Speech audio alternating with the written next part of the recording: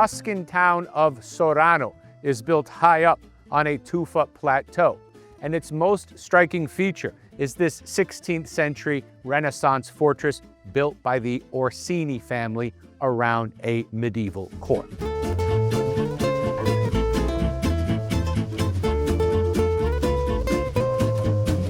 And the 16th century Renaissance fortress hides a 13th century medieval castle built by the Aldobrandeschi family on the highest spur of the Tufa Plateau.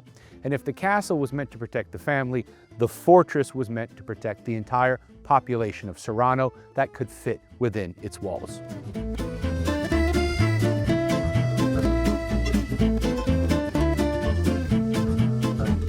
And while the climb up here might be a little bit challenging, it's definitely worth it, because once you arrive, you have these breathtaking views of the town of Sorano and the surrounding valley.